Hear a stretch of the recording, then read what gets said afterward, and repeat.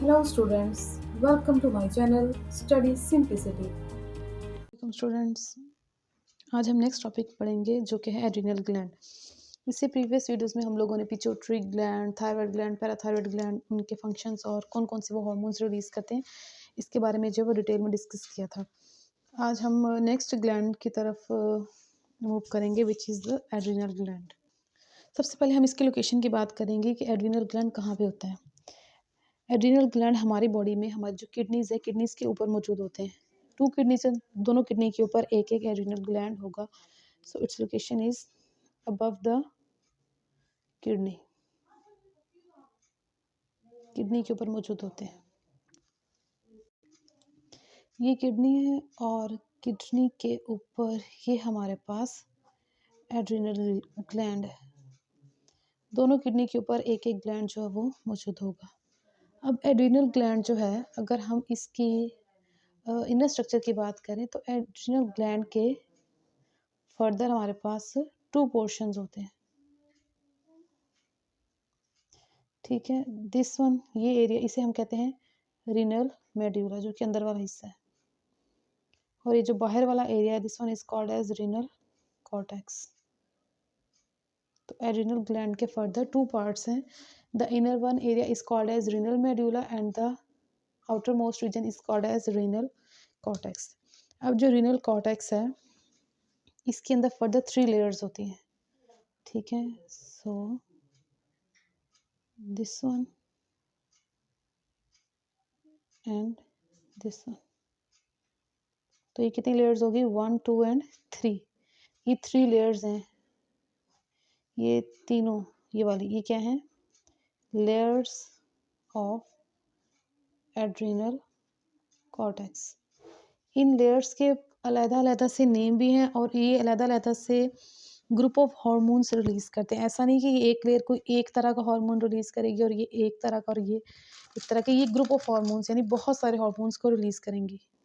Okay, इसको थोड़ा सा हम कलर कर देते हैं। This one is first layer, this one is second layer, ये थोड़ी सी ब्रॉड होती है, and this one is inner layer. तो ये 3 लेयर्स हैं हमारे पास रिनल कॉर्टेक्स की। अब तीनों लेयर्स के अलग-अलग से जो नेम हैं, सबसे बाहर वाली जो लेयर है, ये वाली, इस लेयर का नाम है zona glomerulosa.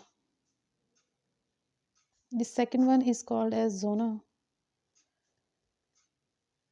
fasciculata, and this inner one layer is called as zona reticulata.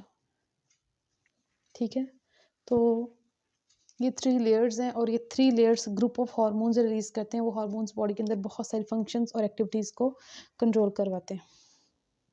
अब यहाँ पे हमने जो 2 इम्पॉर्टेंट हार्मोन्स पढ़ने हैं, वो हैं कॉर्टिकोस्टेरॉइड्स एंड एड्रेनालिन और एपिनेफ्रिन। अब इनमें से एक हार्मोन जो है वो रीनल मेड्यूला रिलीज़ करेगा और जो सेकंड वाला हार्मोन है उसको रिलीज़ करेगा रीनल कॉर्टेक्स। तो पहले रीनल मेड्यूला की बात करते हैं कि रीनल मेड्यूला कौन सा हार्मोन रिलीज़ करते हैं। This one is called as adrenal, adrenal medulla और adrenal cortex, not renal. Renal तो किडनी में आ जाएगा ना, यहाँ पे हम इसको नाम देंगे adrenal medulla and adrenal cortex. तो अभी हम डिस्कस करते हैं एड्रिनल मेडुला के हार्मोन्स। हार्मोन एक डिस्कस करेंगे। ओके, एड्रिनल मेडुला एक हार्मोन रिलीज करता है जिसका नाम है, this will release a hormone, और उस हार्मोन का नाम है एड्रिनालिन। अब ये एड्रिनालिन क्या करता है? ये बॉडी के अंदर हेल्प आउट करता है किसी भी तरह के इमरजेंसी सिचुएशन को डील करने में। तो एड्रिनालिन क्या करता है? इसको एड्रिनालिन भी कहते हैं और इसी को नॉर एड्रिनालिन भी एक हार्मोन है जिसका इस जैसा ही सेम फंक्शन होता है। इसको एड्रिनालिन भी कहते हैं और एपिनेफ्रिन भी कहते हैं। और इसका क्या काम है? ये बॉडी में इमरजेंसी सिचुएशन के दौरान रिलीज होता है, इमरजेंसी सिचुएशन, और ये किसी भी तरह का फाइट एंड फ्लाइट रिस्पॉन्स देने में हेल्प आउट करता है। ठीक है, फॉर एग्ज़ाम्पल कोई डेंजर है, कोई ख़तरा है, कोई भी ऐसी चीज़ से हमारा सामना हो गया जो कि हमें लग रहा है कि हमारे लिए जानलेवा है या हमें नुकसान पहुंचा सकती है, तो उस वक्त हम दो तरह का जो है वो रिस्पॉन्स शो करवाते हैं, फ़ाइट एंड फ्लाइट। किसी भी इमरजेंसी सिचुएशन में हमारी बॉडी के अंदर कुछ जो चेंजेस बॉडी फेस करती है उनमें से है कि हमारा हार्ट रेट इंक्रीज़ हो जाता है। ड्यूरिंग इमरजेंसी हमारी बॉडी के अंदर क्या चेंजेस होते हैं? इंक्रीज़ इंक्रीज़ हार्ट रेट, हमारा हार्ट रेट इंक्रीज़ हो जाता है, ठीक है। इसके अलावा हमारी बॉडी के अंदर इंक्रीज़ ब्रीदिंग रेट हो जाता है, ठीक है। इसके अलावा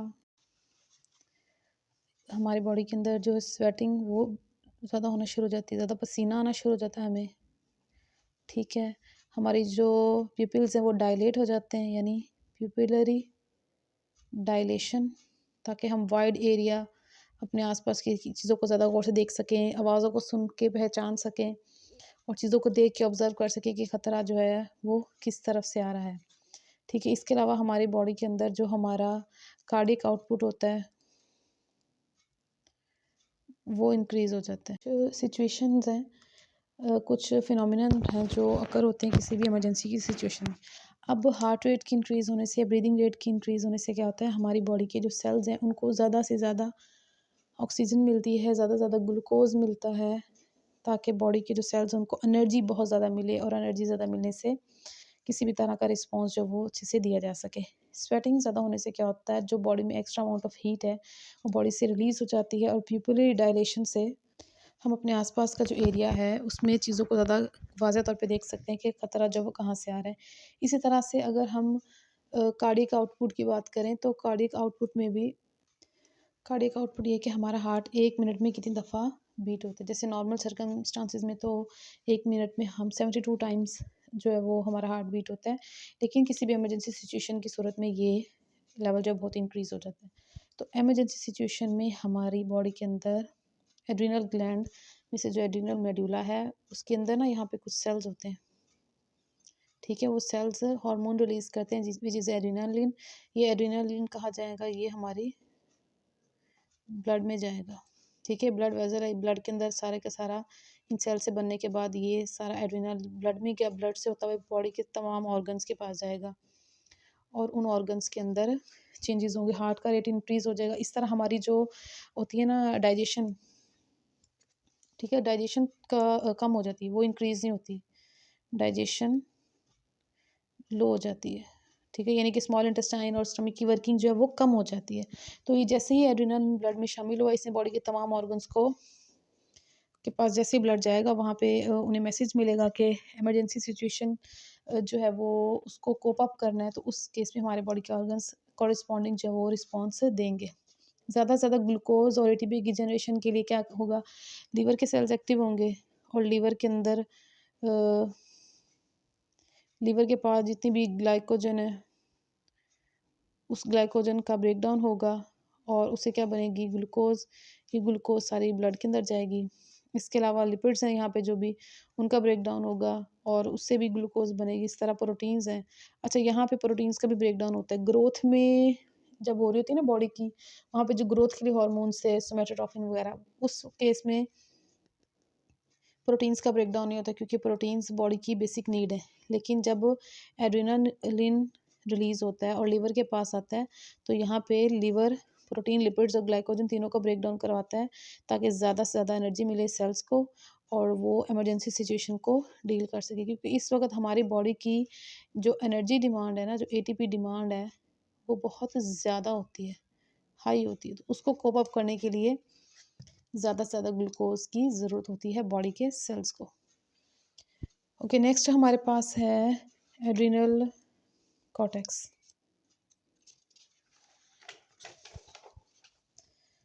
एड्रिनल कॉर्टेक्स की जो 3 लेयर्स हैं,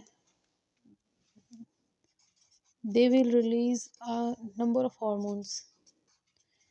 जितनी भी लेयर्स हैं, चाहे वो ज़ोना ग्लोमेरुलोसा हो, ज़ोना फेसिकुलेटा हो, ज़ोना रेटिकुलेटा हो, तीनों की तीनों लेयर्स बहुत सारे ग्रुप ऑफ हार्मोन्स रिलीज़ करती हैं और ये तमाम हार्मोन्स बॉडी के अंदर बहुत सारे फंक्शंस को रेगुलेट करवाते हैं। लेकिन यहाँ पे हम रीनल कॉर्टेक्स की जिस हार्मोन की बात करेंगे दैट इज़, ये अगर रीनल कॉर्टेक्स है हमारे पास,